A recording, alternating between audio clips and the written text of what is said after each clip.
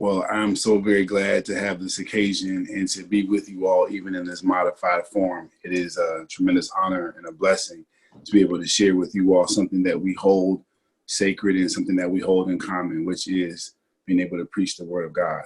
And so it seemed only right that we invite the Reverend Dr. Christopher Davis to be with us. He is a man of many talents and many gifts. And on top of that, he's my friend. So that might be a hindrance or a help depending on who you ask, but I'm very glad. Why did we invite this distinguished brother to be with us? We invited him because not only is he the associate professor of homiletics at Memphis Theological Seminary, not only is he the associate dean of doctoral studies at Memphis Theological, but he's also a pastor, someone who pastors and understands God's people. He's the pastor of the St. Paul Baptist Church in Memphis. So he is one who understands preaching academically, understands it practically, and has a heart and has an imagination to be able to bring about what God hopes for us to live into, which is the abundant life. So with that being said, I want to introduce to some and reintroduce to others and to make accessible to this community, the Reverend Dr. Christopher Davis. Thank you, Mark. Again, let me communicate my profound appreciation for the invitation to come and share with this group on tonight. I've entitled my lecture for the night, In My Mind's Eye, Preaching with Sanctified Imagination.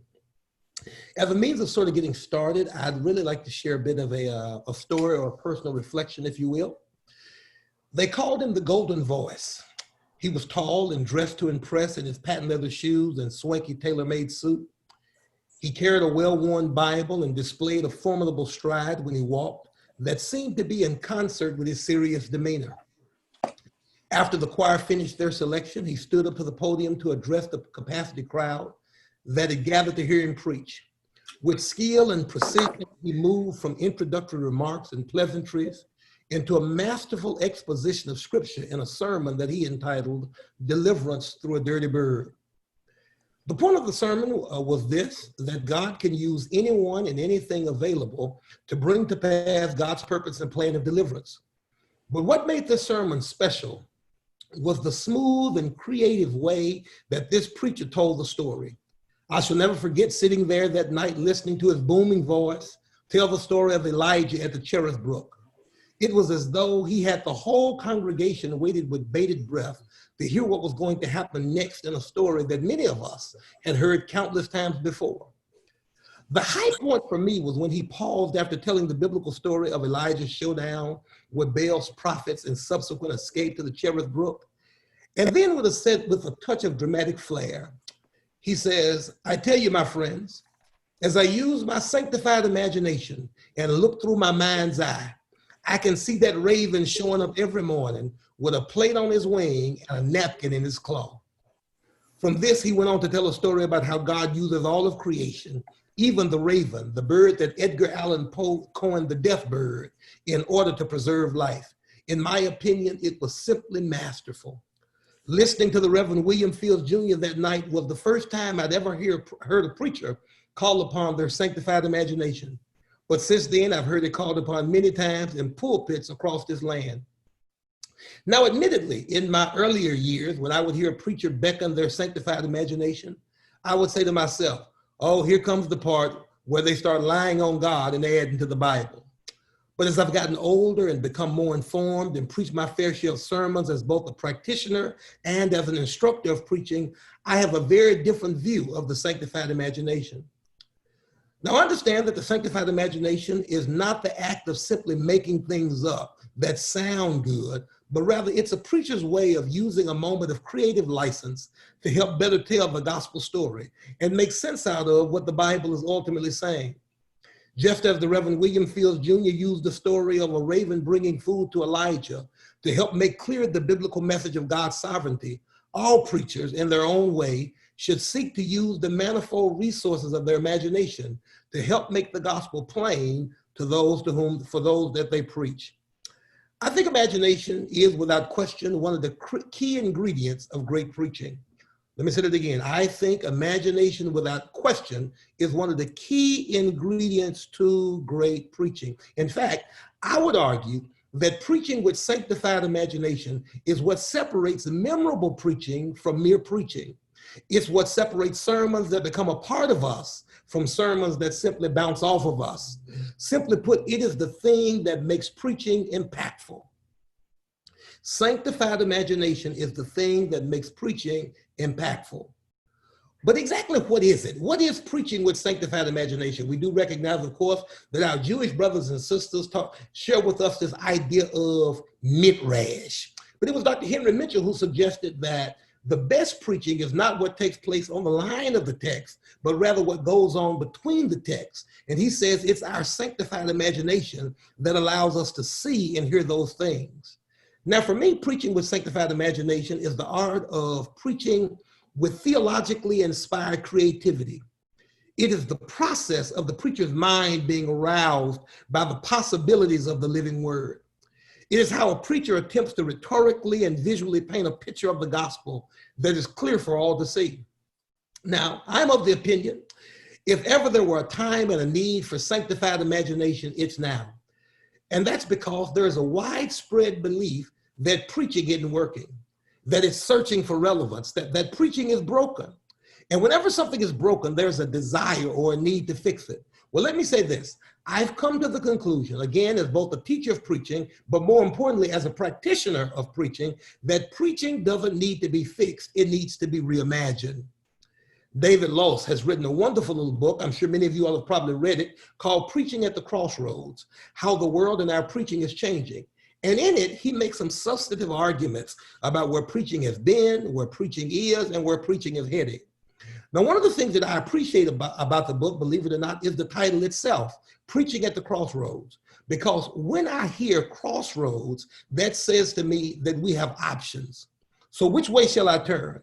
Will I continue to do what I've always done and keep getting the same results? Or will I venture down a different path? And that's really what I want to focus on tonight. I want to encourage you, challenge you, perhaps even charge some of you to venture down a different path. Now, the answer to this question of what you're going to do lies in your own particular hermeneutic. And we know that that's just a fancy way of saying interpretation. So as a part of your preparation for preaching, you have to determine what's going to be your particular hermeneutic. How will you examine the text? Now, let me say this. I don't believe that there is any such thing as a pure hermeneutic. That there is, I don't buy into the idea that there is one true interpretation. And that's because all of us have a hermeneutical bias because we filter the text through lenses, whether it be our age, our gender, our educational level, our culture, our tradition, our socioeconomic status, our station in life, and countless other things. All of this stuff comes into play as you read the text. And so we would do well to be aware of it. And I think, again, I want to reiterate that, to the degree that we are aware that we're reading the text through a biased lens, it sort of helps us to do this work. Anna Carter Florence has suggested that interpretation is not based in facts, it is based in testimony. So the question then becomes, what is testimony? Well, we do know that testimony is simply reporting what you've seen or understood. Now here's the question. What's the difference between eyewitness testimony and hearsay? Well, we know eyewitness testimony is about those things you've seen, you've heard, you've experienced. Hearsay is secondhand information. Now, you don't have to be a law student to know that only one of those is admissible or permissible in a court of law, and that is eyewitness testimony. So if hearsay has no place in the court of law, then does it have any place in our pulpits? So you're probably saying, well, Davis, what does this have to do with preaching? Well, it's simple. If you can't own it, don't preach it. Thus, you have to own the text that you're preaching. You have to live in that text. And the way you live in that text is through your imagination. It is the imagination that prompts you to come to the text with a certain degree of suspicion. Are we willing to raise critical questions of the text? Are we willing to wrestle with the text and say, as Jacob says, I'm not going to let you go until you bless me? I mean, are we so committed to our preaching and so serious about exciting, visually stimulating preaching? Are we that excited about the craft of preaching that we're willing to wrap our arms around the biblical text and say, I'm not going to let you go until you bless me? As a matter of fact, Since I brought that up, let's consider that for just a few moments. Jacob says to this angel, I'm not going to let you go until you bless me. Now, as a kid, I can't tell you how many times I've heard sermons preached on this passage. And as a young preacher, I preached that text countless times myself. And in all of those sermons, the blessing was always the new name. Even I even remember in Sunday school and in Bible classes, even in seminary, being taught to preach this text from the position that the new name was the blessing. When Jacob says, I'm not going to let you go until you bless me, the blessing he received was that of a new name. However, I want to suggest to you all that sanctified imagination challenges you to raise a different question when it comes to your sermon preparation. And that is, not raising the question of what am I going to preach, but rather who am I going to preach to? And when you raise that question, who am I going to preach to? This challenges us to now exegete context with the same intentionality that we exegete the biblical text. And in doing so, I want to suggest that we will find that there is another blessing beyond just the name change. And I submit to you that the other blessing speaks more directly to the congregation than the predictable blessing of the name change. And the blessing of which I speak is the blessing of progress or growth. Consider this. The angel asked Jacob, what is your name? Now, he's only been asked that question one other time. And the last time he was asked that question, he lied. Now, if you missed Sunday school, then you just missed a wonderful opportunity to say amen. The last time he got asked that question of what is your name was when his father raised the question, what's your name? And we all remember he said Esau. But now, years later, he gets asked the same question, in my opinion, to see if he has grown any or whether he's going to be the same person and tell the same lie. But the fact that he does not lie this time means that he has made some movement toward maturity. Now, if I were preaching that at St. Paul, my people would be shouting right about there, because the interpretation of the text this way gives me cause and reason to celebrate what I like to call a do-over. Because what that basically says when I preach the text that way is that if I miss it, if there are some missteps along the way, God is a God of a second chance. And that second chance is indeed a blessing. Besides, I like my name, and I'm not looking to change my name. So there has to be something else in the text for us to see as a blessing other than just a name change. Otherwise, people can walk away saying that that text has absolutely nothing to do with me. But if we argue that the blessing in the text is that we get an opportunity in this life to do again what we blew the first time, like Jacob did, then I contend that people walk away saying, now that I understand. And that's where imagination comes into play. So we have to resist the temptation to read it, to hear it, to understand it, to apply it, to handle it, to preach it, as we've always done. Every now and then you ought to wrestle with the text, wrestle with possible interpretations of the text until we see something new or hear something new, something that speaks to a specific context, a context which I, as the preacher, am a part of.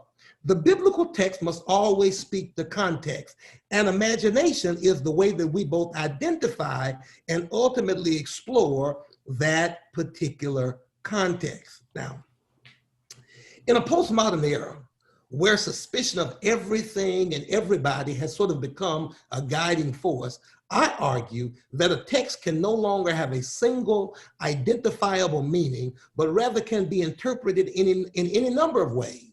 Thus, my job as both a teacher of preaching and a lover of preaching is not to tell you what's right. My job is to show you what's possible. And one of the things that we have to know is that different communities or different contexts stabilize the same text in different ways. So normativity, that is what's acceptable, depends on where you stand. Now, hear me clearly. I'm not saying make the text mean whatever you want it to mean. I'm simply saying that many possibilities for interpretation exist, and that these possibilities depend on the location and interest of the interpreter. And in the case of this lecture, I'm referring to the position of the preacher. So I raised the question, can a living word not continue to speak? If we are going to argue that the word of God is a living word that speaks to us in different places and spaces and various stages of life, can that word not continue to speak? Well, Along those same lines, let's consider another familiar story together. And as I continue to sort of explore the importance of imagination, I want us to consider a story that most of us, if not all of us, are familiar with, found in Mark's gospel around chapter 10. And there we find the story of blind Bartimaeus. Now, rather than immediately beginning with what's in the text, allow your imagination to sort of wrestle with who'll be listening to what you have to say about the text. So instead of immediately thinking about this text, I want to challenge you to start thinking about who is going to be listening to what it is you have to say about the text. So when I think about who's going to be listening, I think urban, African-American, low to middle income, and some knowledge of the story. That's the context in which I preach. It's urban, it's African-American, it's low to middle income, and most of them have grown up with some relationship to the church, so they have some knowledge of the story. And when I take that into consideration, as a result, I suddenly see information in the text and an application of the text that I don't necessarily immediately see in commentaries. So as I think about this particular text and to whom I'm going to preach, the ideal audience for a sermon out of this text would be parents and parishioners in an urban community trying to understand what's going on with African-American children, specifically Black boys. So with that in mind, hear the text again. His name is Bartimaeus. In the Greek, bar means son of, Timaeus means filthy man. So his name literally means son of a filthy man. Thus, I would argue that he does not come from the most ideal family background. He's not from an affluent situation. Perhaps his father was not the mentoring type. He did not necessarily have parental structure in place.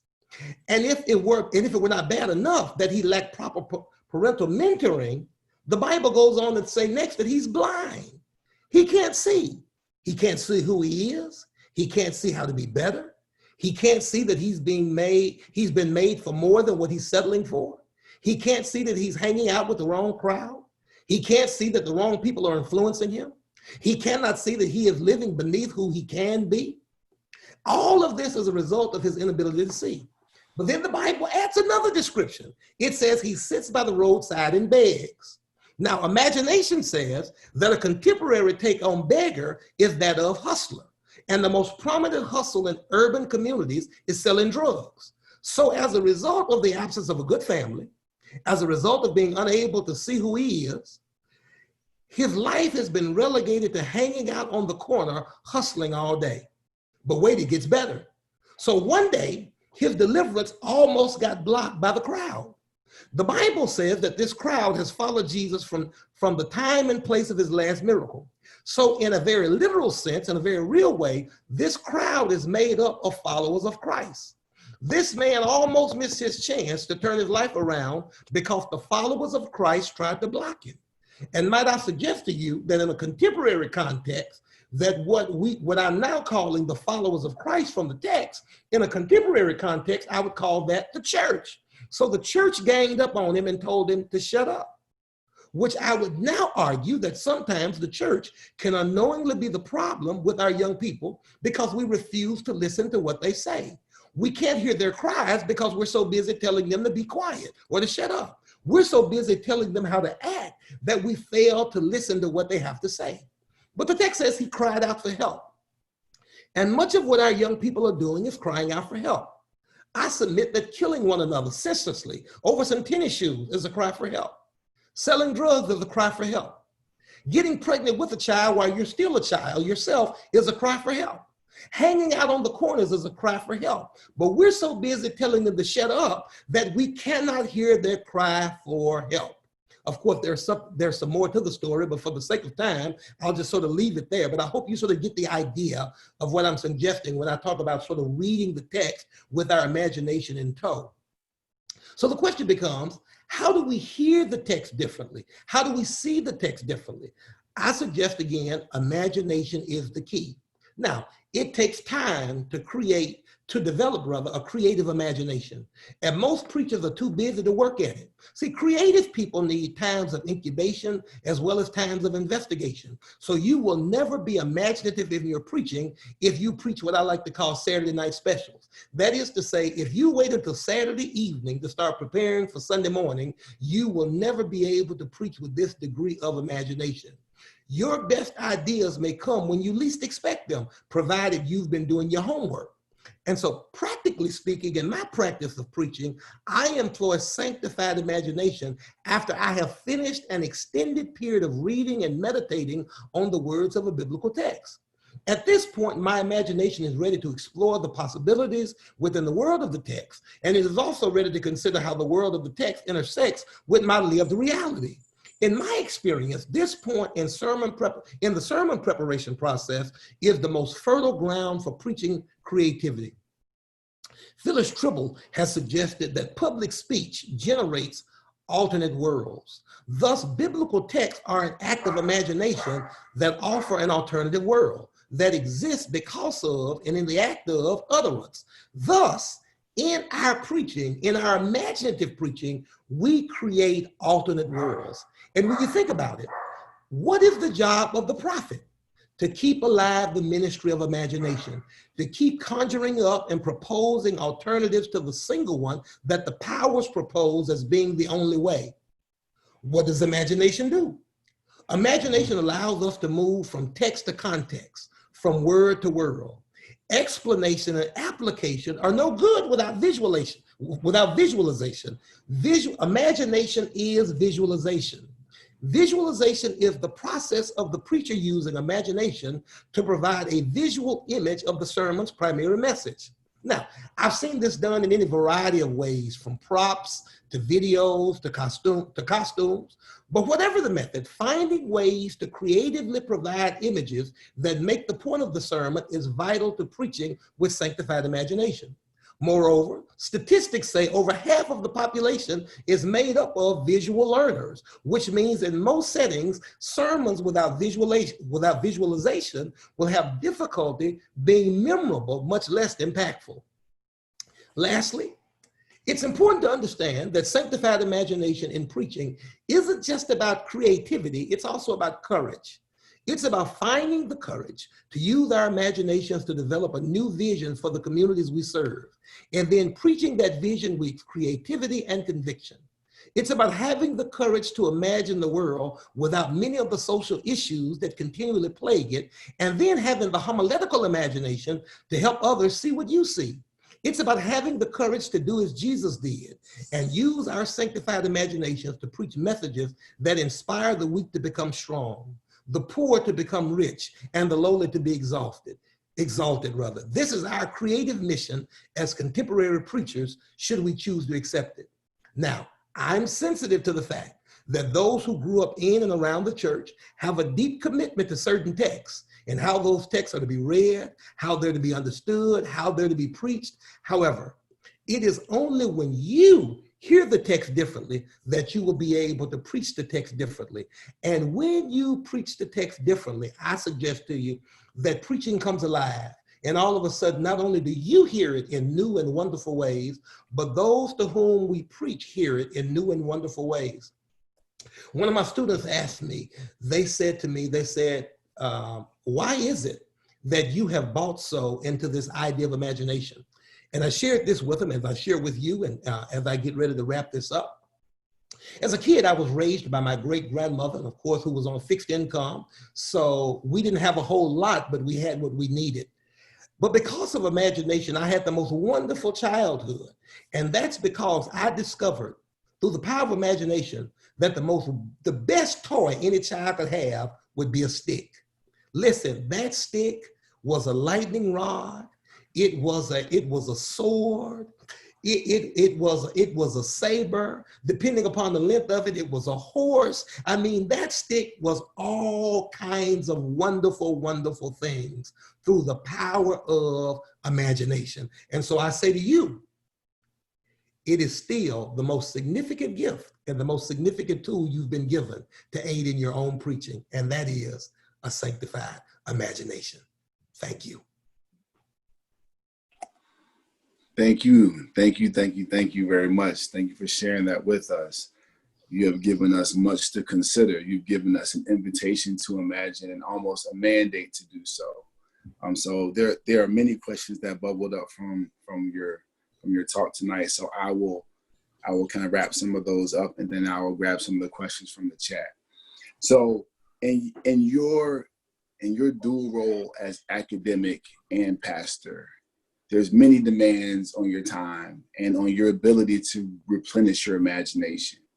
So how do you navigate this pull between the dispensing of new images and the melding of new images and that time where you have to do the nuts and bolts things to keep the show running and your various responsibilities? You know, I wish I had a magic formula, Mark, because if I did, I'd write a book and sell 1 million copies. But the reality is because I am a lover of preaching, I try to sort of be intentional about my preaching. And by that, what I mean is I try to carve out time just to read, and not always in search of a sermon or a Bible study, but just as a means of sort of stretching my own imagination, as a means of continuing to be able to paint pictures. And one of the things that I say is I think in terms of being able to write and ultimately preach imaginative sermons, it helps to read imaginative sermons or imaginative stories. And so I guess that's probably my best advice, to encourage students to find intentional time just to read, and not always in search of a sermon or a Bible study, but just as a means of personal stretching and development. One of the interesting overlaps between our academic interests is the academic study of African American preaching, mm-hmm. and being able to chronicle the rich contributions that the ways in which African Americans have imagined the biblical text, how that can benefit our times and our culture now. How do you see African American preaching helping to bolster what preaching has done and what preaching can do, especially in light of the times that we live in?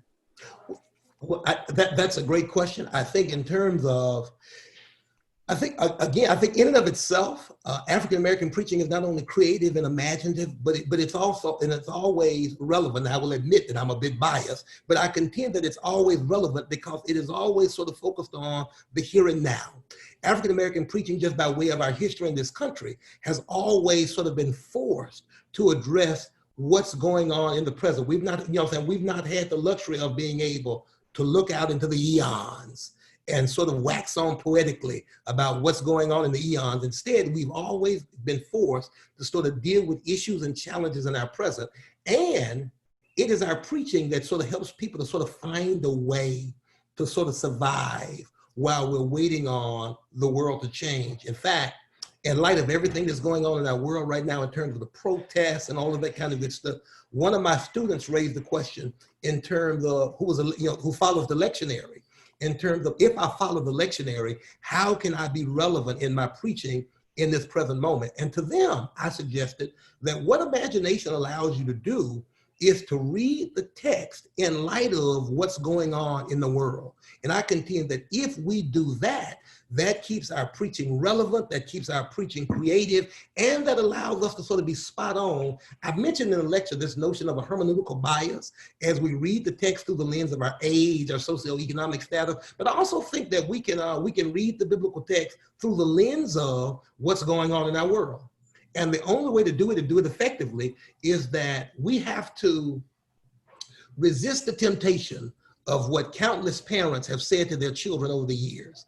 Parents have no issue with us having imaginary friends. When we're 3 and 4 years old, you can have all of the imaginary friends you want. That's not a big deal. But at some point, they say to us, there's enough of that. You know what I'm saying? Live in the real world. You do not have imaginary friends. You cannot go to imaginary places. So what we have to do now is tap back into that thing that was suppressed in our childhood. I don't think our parents would have suppressed it had they known that we were going to accept the call to preach and that it would be so relevant to our preaching. But that's neither here nor there. We got to tap back into it.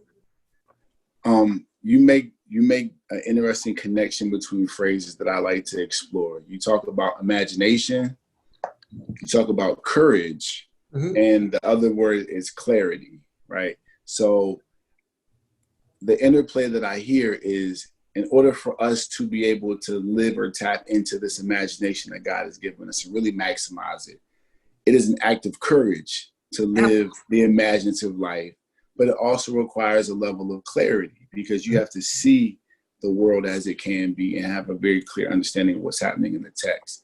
So can you kind of weave between those and kind of tie those together for us? Sure. The reason I say it takes courage is because, let's face it, particularly in the academy, those of us who identify as quote unquote trained preachers, it takes a tremendous amount of courage to say that I'm reading something or hearing something by way of the Holy Spirit that those who write the commentaries may not have heard or may not have considered. Well, that does not strike me strange.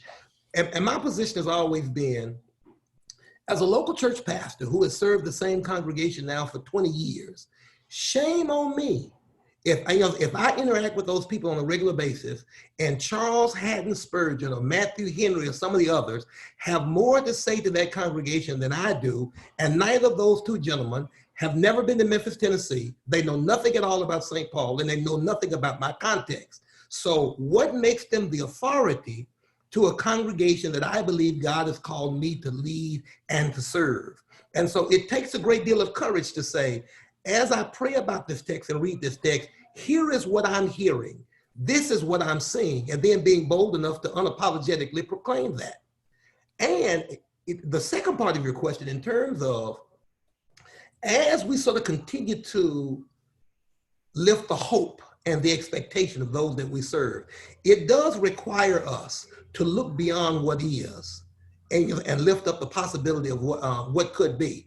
One of the things that I normally like to say in terms of tongue in cheek is that we have to find a careful balance between preaching pie in the sky and ham where I am. We have to sort of find that sweet spot in between and then have the courage to stand there. And I don't mind telling you that, there have been many instances, even within the confines of the academy, when some of what I've said about a biblical text has been frowned upon. But I'm okay with that. I'm okay with that. And I think it takes courage to sort of maintain that conviction. Well, I think one of the elements that you rightly noted was that in order for us to preach imaginatively and for it to be grounded in scripture, we need to do our homework. Absolutely. You said that, and I think I would like for you to lift that up a little bit more. This notion of the relationship between sound exegesis and the imaginative possibilities of the text. Absolutely. When I talk about imagination, I'm not talking about little green men on Mars. So typically, first of all, I believe the biblical text when it says that there's nothing new under the sun. So I'm not so arrogant as to believe I suddenly got a revelation that no one in 3,000 years has ever gotten. But so here's what I've discovered.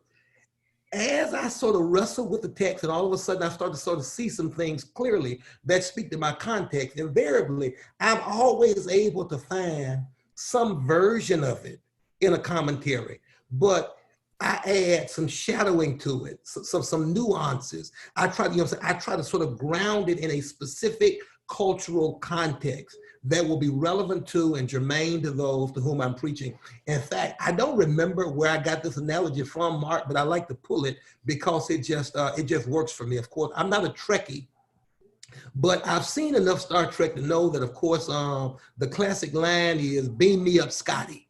Now, here's the interesting part about that. I've watched enough Star Trek to know that on more than one occasion, when they were transported from one place to another place, something went wrong in the process. And so when they arrived at the other place, there were pieces of them that did not transport. Now, the interesting part is the person who transported did not know that a piece of them was missing. But the person that was looking at them knew, hey, something is missing here. They've got an arm missing, a part of their head is missing.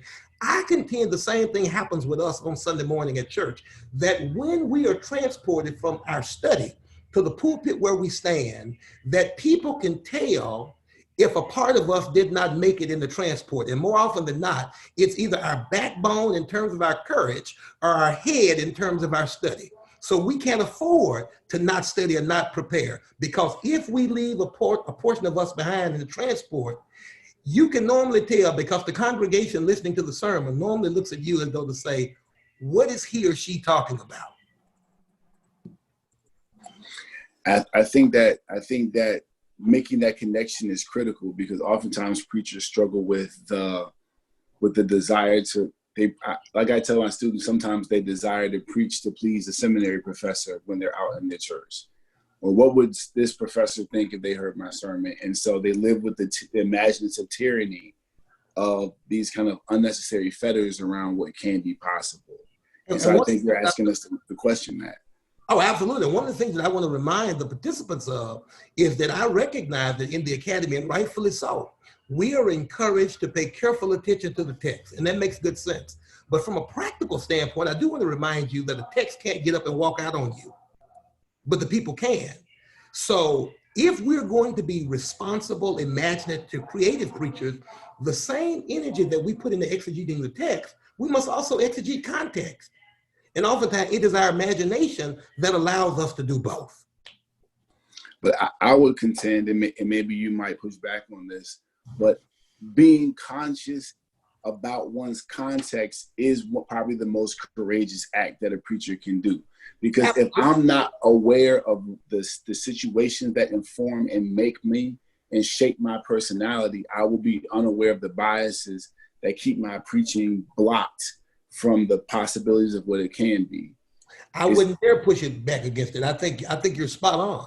So I talk about exegeting text and context, but what you're alluding to is also the exegesis of self. Yeah, I think, and that's the question that many of us are having to ask in this time of upheaval and social strife. Who am I, and how am I complicit in the ways in which this world is structured? And so that level of self-analysis, on one way, is courageous because we have to face our complicity in these systems. But at the same time, the question has to be pressed, how do we then identify Christian hope? So maybe one of the questions that we can wrap up on is, how do we imagine Christian hope for these times? One of the things that I mentioned in its current context, if you ask anybody, what's the job of the prophet? The most popular catchphrase right now is to speak truth to power. And I'm not being negative about that. I can wrap my mind around that. But in the case of preaching, I contend that the job of the prophet is to keep alive the ministry of imagination, to be able to continue to stand behind the sacred desk and say to those who are listening, the powers that be would have you to believe that this is the only way the world can exist. This is the only way it can be. And we have a responsibility sermonically to say, that's not true. As a matter of fact, let me show you in the biblical text that there really is nothing new under the sun, that there have been other times and places where the people assume the same thing, and look at how their situation turned out. And if it happened for them, the same thing can happen for us. But we have to be willing to, again, hear the text differently, preach it. Let me give you the classic example, Mark, of what I mean before time gets away from us. If I were to say to you, I'm going to preach a sermon entitled The Consequences of a Bad Decision, and I'm going to preach that sermon from the Jonah text. There are 62 participants on here now. I assure you, if I were able to raise the question, what was the bad decision? At least 45 of the participants would say the bad decision was for Jonah to attempt to outrun God. Because that's an obvious reading of the text, and that's what most of us have heard. But my question becomes, why would an individual get up, get dressed on Sunday morning, drive across town, burn the gas, to come hear you say what they could have gotten from any Sunday school book?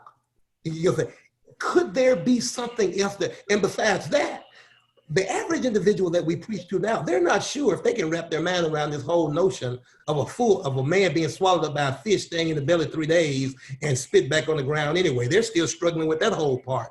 So when I talk about consequences of a bad decision and thinking about preaching a text in a way that's relevant to those who are listening, for me, the bad decision is the decision of the boat owner to let Jonah on in the first place.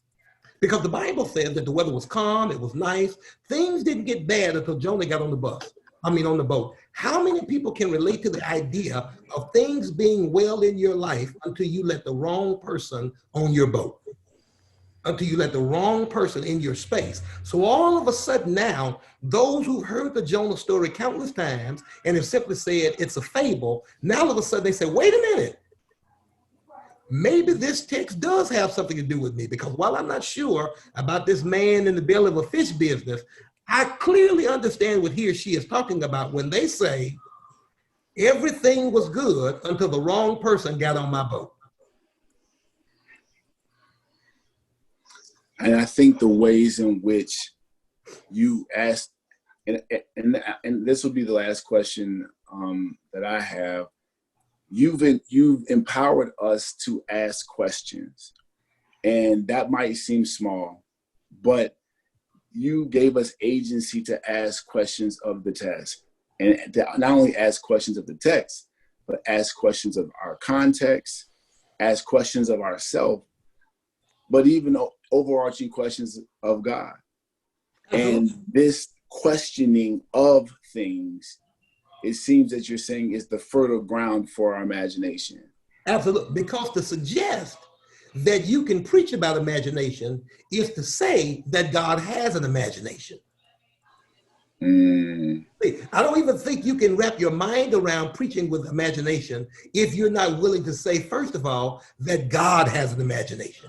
And if you believe that God is an imaginative God, then how can you preach about this imaginative God without using your imagination?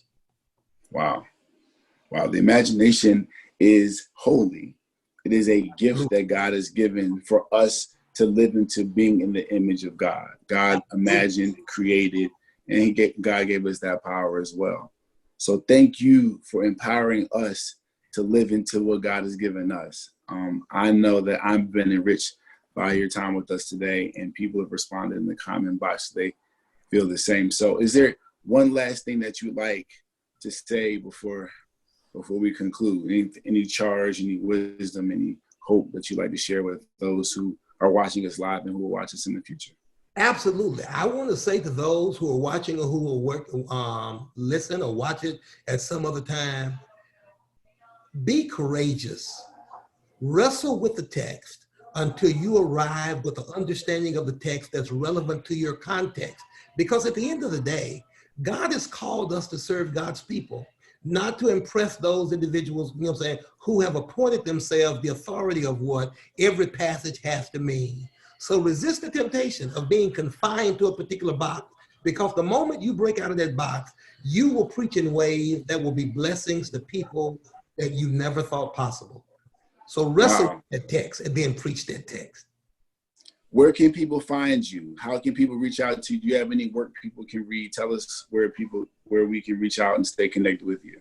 Well, I'm still praying about the work of a scribe, but in the meantime, of course, you can always catch me, of course, via email. I'm always answer and respond.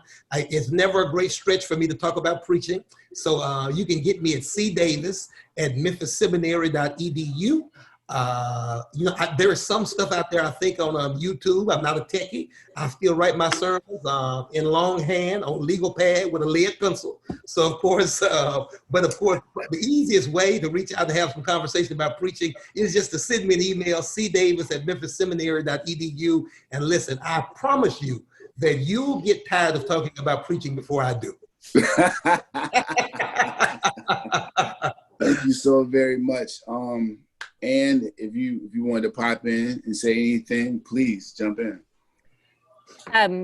Mostly, I just want to say thank you. I know, I'm not sure if Ruthana is going to be able to, she was having a tough time with her connection, but I think we are all just so grateful for this really enriching time, and especially just a lovely testimony that imagination doesn't go away just because we're in this restricted space right now. I think all of our hearts and spirits are really expanded by what we talked about, because it's just so accessible and so reachable. So thank you very much. Thank you.